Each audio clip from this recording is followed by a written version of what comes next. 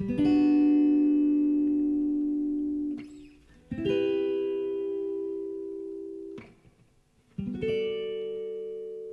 always used to spend hours going through my mum's jewellery box, through my grandma's jewellery box. Every time I went to visit, that would be the thing. We'd get it out, I'd try on all her rings.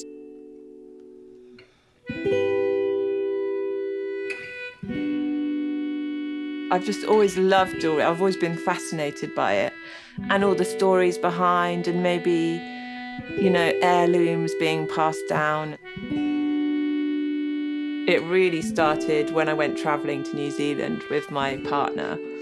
We met this jeweller and I just absolutely fell in love with everything he made. So I was just like, oh, can you give me a job? Give me a job, I'd do anything. And he said, no, I haven't got a job for you. And then we went off, did our travels, and then we went back again. So I emailed him and just said, I've done a little evening class. I've got a few skills. Will you give me a job now? And he's like, oh, okay, I'll give you a job. We went back and spent another 9 months there, and I just spent the whole time with him. I just used to sit in there after work sometimes and make stuff. That's just how I fell in love with it.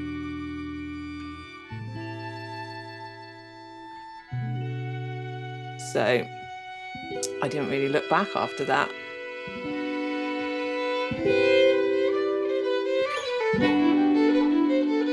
Then we came back and set up here, just a tiny workshop, just on the table really. And then I had one child, very quickly had another child afterwards. So it was a little bit difficult to make things, but now and then in between sleeps and things, I just carried on. And then I went to an exhibition of this old guy in Oxford. And he said, oh, why don't you come over? I can teach you how to set stones and you can do some work for me in the morning and we'll do that in the afternoon. I just go and we just talk about tools and go down into his workshops in his cellar in Jericho, and it's like going into Aladdin's cave. He's been working at his bench for 50 years or something like that. So it's just like a dream. I love to make things that you can wear every day. I just like to make things that people can stick on and then just leave it on. That really pleases me because that's kind of my aim, just to make stuff that people live in and it sort of becomes part of your identity. All the silver comes from one main supplier in Birmingham, and they've just got everything. It's like a huge catalogue, and everyone's really lovely. All the old tradesmen are there. Everyone calls you kid, which I love in Birmingham. In terms of stones, I go onto Etsy and they have auctions once a week. On a Sunday around 6 o'clock, my alarm's already set. I am a bit obsessed with looking at stones on there. They're like sweets, you just can't help. You just sit for hours scrolling through stones. And I have a caster as well, so sometimes I make things in wax or make a prototype of something and send it off to him, and he'll either make a mould or he'll just cast from the wax. I've got a whole wall in his workshop of all little moulds, so because he keeps all the moulds in his workshop.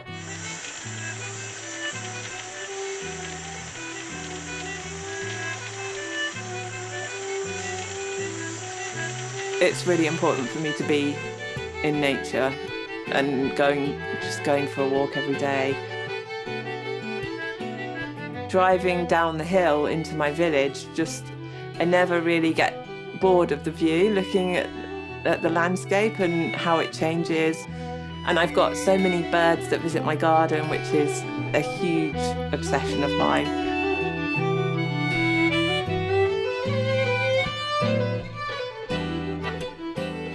I have so many different projects on the go at once. It's kind of like having loads of tabs open on your computer, because then I'll start that and then I'll get another idea. So then I start that. I get so many more ideas in the evening as well. I could stay in my workshop till, well, I have done quite a few times, till maybe like 1 o'clock in the morning.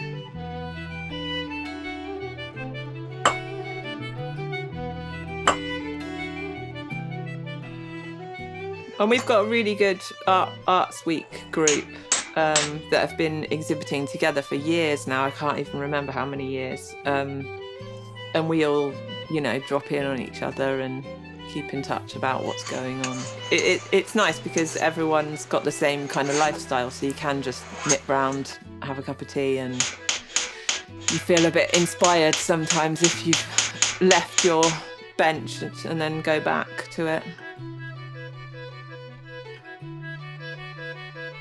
I have swapped my jewellery for so much stuff. I mean, in a perfect world, that's all I would do, probably.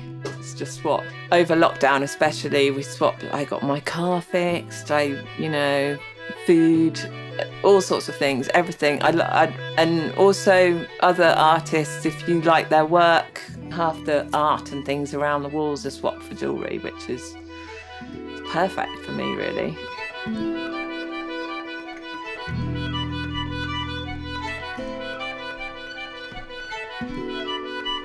I think it's definitely, for me, about doing it by hand. All the little marks, little imperfections.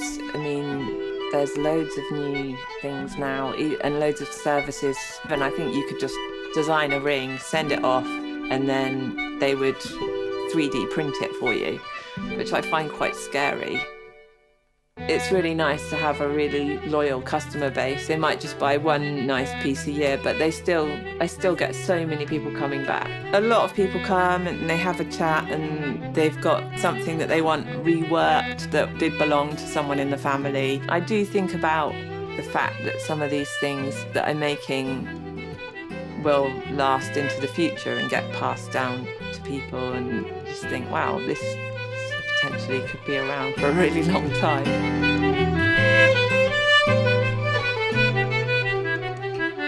I don't really ever stop. If I'm watching TV, I've always got a bracelet or something in my hand. I'm always threading beads or weaving something together. So this is also a place that I spend an awful lot of time putting things together once I've made them in the daytime.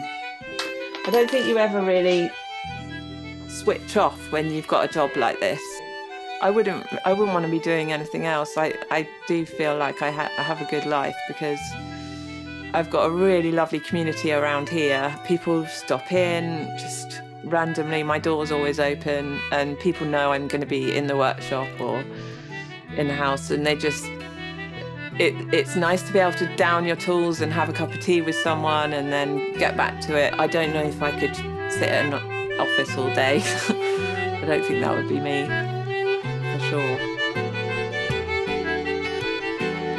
I love what I do, so it's just going to carry on until I can't anymore.